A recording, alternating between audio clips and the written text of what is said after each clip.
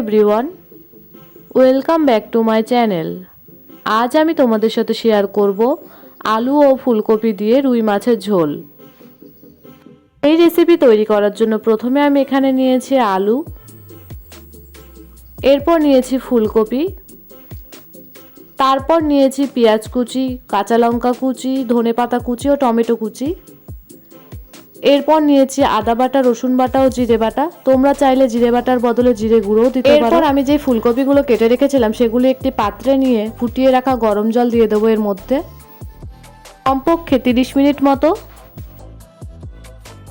তারপর এখানে নিয়েছি 500 গ্রাম মাছ। এখানে আমি রুই মাছ নিয়েছি। মাছগুলো আমি ভালো করে ধুয়ে ও পরিষ্কার করে নিয়েছি। তারপর আমি এখানে দিয়ে দেবো পরিমাণ মতো লবণ, পরিমাণ মতো হলুদ গুঁড়ো দিয়ে মাছটা আমি বেশ ভালো করে মাখিয়ে নিয়েছি। এরপর আমি একটি কড়াই দিয়ে দেবো পরিমাণ মতো সর্ষের তেল।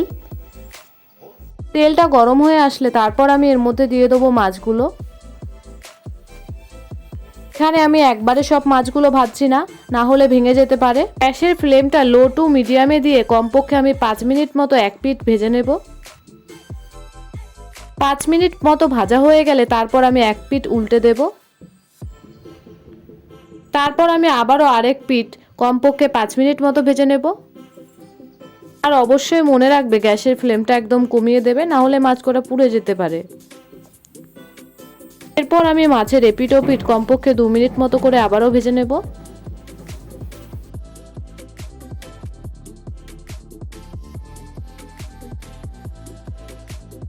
মাছটা ঠিক এরকম লাল লাল করে ভাজা হয়ে গেলে তারপর তুলে নেব একটি প্লেটে।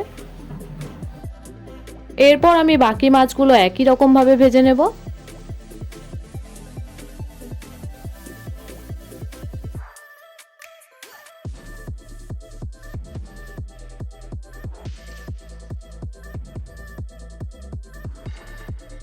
তারপর আমি ওই তেলে দিয়ে দেবো ফুলকপিগুলো।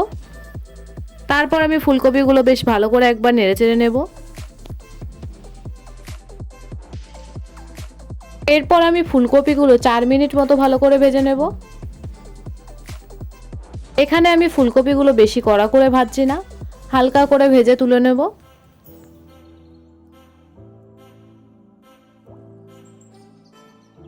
এরপর ওই বাকি তেলে দিয়ে দেবো গোটা জিরে, তারপর দেবো পেঁয়াজ কুচি ও লঙ্কা কুচি।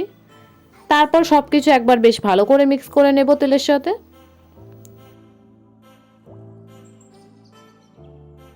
পেঁয়াজগুলো কমপক্ষে 3 থেকে 4 মিনিট মতো ভেজে নেব।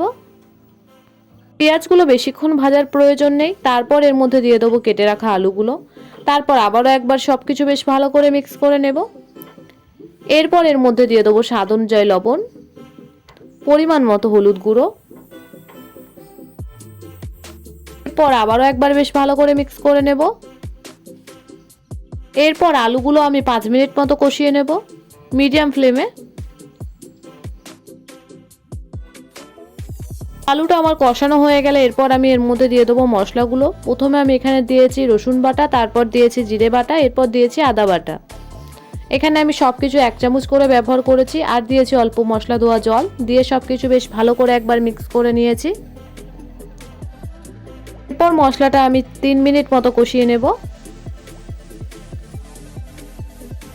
এরপর এর মধ্যে দিয়ে দিয়েছি কেটে রাখা টমেটো। তারপর আবারও একবার সবকিছু বেশ ভালো করে মিক্স করে নিয়েছি। টমেটোগুলো দেওয়ার পর কমপক্ষে আবারও 5 থেকে 6 মিনিট মতো কষিয়ে নেব, তাহলে টমেটোগুলো গলে যাবে। এরপর এখানে দেব পরিমাণ মতো লঙ্কার গুঁড়ো।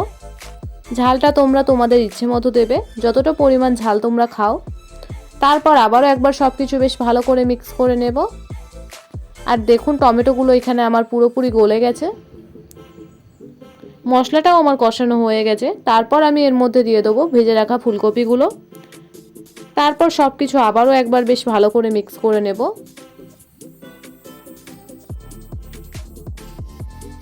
এরপর সব উপকরণ আমি আবারও 2 থেকে 3 মিনিট মতো কষিয়ে নেব।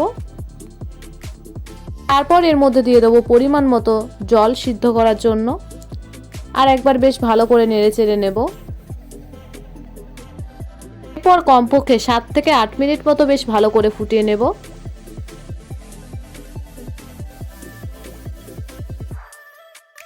এরপর এর মধ্যে দিয়ে দেবো ভেজে রাখা মাছগুলো।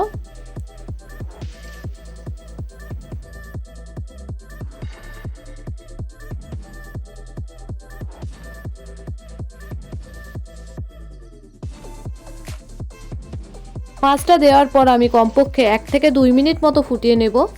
এরপর আমি এর মধ্যে দিয়ে দেবো ধনেপাতা কুচি। এরপর একবার আস্তে আস্তে বেশ ভালো করে নেড়েচেড়ে নেব। তারপর আবারও কমপক্ষে 3 থেকে 4 মিনিট মতো ফুটিয়ে নেব। তৈরি হয়ে গেছে আজকের আমার রেসিপি। তারপর আমি একটি পাত্রে ঢেলে নিয়েছি। আর তোমাদের যদি আমার এই ভিডিও ভালো লাগে তবে লাইক, কমেন্ট, শেয়ার, সাবস্ক্রাইব করবে।